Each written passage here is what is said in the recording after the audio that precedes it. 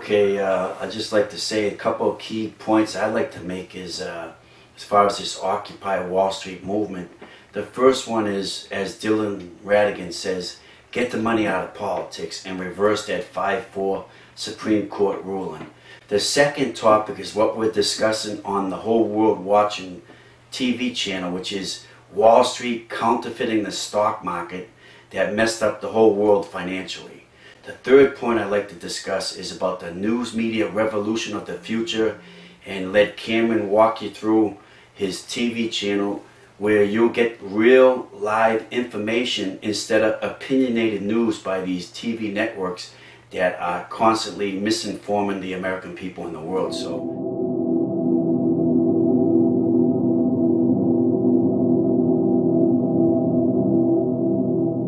Cameron, can you explain Whole World Watching and your TV channel, what you're setting up here for the viewers? Absolutely. See, what we want to do now is we want to make sure that all of you out there participate with us. We are now the news, right? Because let's face it, let me give you an example. Richard and I are involved with a company that has a $3.87 trillion lawsuit pending. That's right, with a T. $3.87 trillion. Now just think for a minute. Have you heard of it? Heard of a $3.87 trillion lawsuit against the U.S. Securities and Exchange Commission Chairman, Merrill, as well as several other current and former SEC commissioners? Probably not. It's presented as the largest fraud case in world history, and it's happening right here in the U.S. But nobody is bothering to talk about it. Probably not. I mean, wouldn't you think that would make worldwide news? A $3.87 trillion lawsuit? It's not on ABC, CBS, Fox, CNN. I mean, come on, right? So the reality is we need to make sure that the news is real. So we're going to ask you to help us. First off, if you go to our website, which is www.nakedshorted.com, there's a page on it. The page called TWWW, The Whole World Watching. Okay? So you go to The Whole World Watching on our website, and you'll see the streaming video there, which is all the content that we've put in there and that some of you will be sending us. All you have to do, if you see something live, or you get it on your camera, on your cell phone, on your iPhone, and you put it up on YouTube, you send us the link to it. Yeah, basically we're trying to set up this TV channel to bring the information to the people throughout the world, you know, the whole world watching on the live stream with Cameron. But I'd like to have him discuss how important Occupy San Francisco is to bring these two cases to show the world. One of them is CMKM with attorney Al Hodges. He has to do a filing on December 5th. And once he files what he knows, we're going to bring it to the people what is in these documents. And it's very important for the people to understand what took place with these behind the scenes dirty tactics of Wall Street. And secondly, the major trial that's scheduled for trial now, March 5th, Overstock versus Goldman Sachs and Merrill Lynch, which is also part of Bank of America now. So Cameron, can you tell the audience as far as the connection and the importance of both these trials and how the American people need to know what's going on? Yeah. See, back at the that caused the Depression, they eliminated a rule. It was called the uptick rule. And it really was kind of a basic rule. There's two things that have reformed that we really need to keep in place in our financial market. Number one is the uptick rule. It meant that they couldn't short the stock because they put this down pressure on the stock, if you will. They weren't allowed to short it unless it was on the uptick, okay? Which actually would benefit them financially if it dropped back down again. However, they wanted to make sure that everybody wasn't pushing the stock down, okay?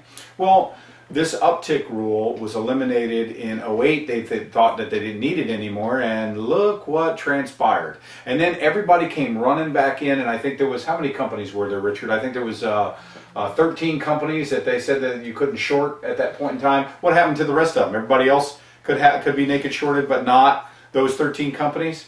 Anyway, the biggest naked shorted company of all times is a company called CME. CMKM Diamonds. Now, this is a small mining operation in Saskatchewan, Canada that had millions of acres of claims, and as the story goes, they had a lot of value in the ground, and the stock was being promoted tremendously through race cars and all kinds of, the people were just coming from all areas of the country to buy this stock. They were promoting it. There was 600 billion shares of stock in the marketplace, 703 by the time they were done, authorized shares. And it's estimated that they sold an additional 2.25 trillion shares of stock into the marketplace that didn't exist. So think about that. That's in excess of 3 trillion shares of stock that's in the marketplace. And even if it's worth sub-penny, we all know that's an awful lot of money. So anyway, we did a presentation to the Office of Financial Regulation here in Florida, in which we showed them what we believed took place, what we were told took place by people who were affiliated with the company, and that is that the CEO of the company bought back 100% of the shares and put them in a trust. And then he asked all of us to pull our certificates out of the marketplace. So we actually got our certificates right out of the marketplace. Right? So we pulled these certificates out, everybody, in cert form, okay? And the task force accumulated all of these in these boxes. We did the only successful cert pull in the history of the stock market, and guess what? Now it's the last one.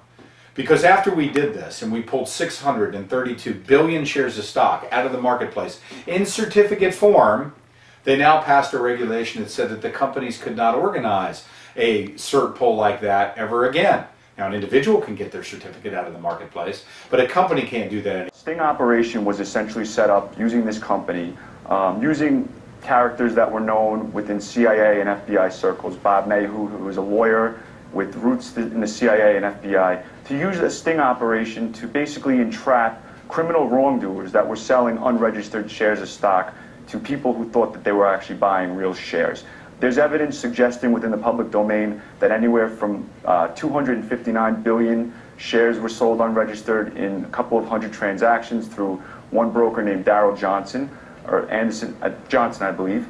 And the SEC has also acknowledged itself that over a 20-month period, as much as 622 billion unregistered shares were sold. And so there's a lot of different elements of what's going on here. The allegation is also that through the sting operation, in a meeting in Las Vegas, essentially a whole bunch of criminal wrongdoers were brought together and they were given an option. Pay us a certain amount of funds based on the number of unregistered shares that have been sold, and we won't prosecute you. Now, some evidence that is within this lawsuit, and per the filing attorney, Al Hodges, he says he has a witness who was in that room.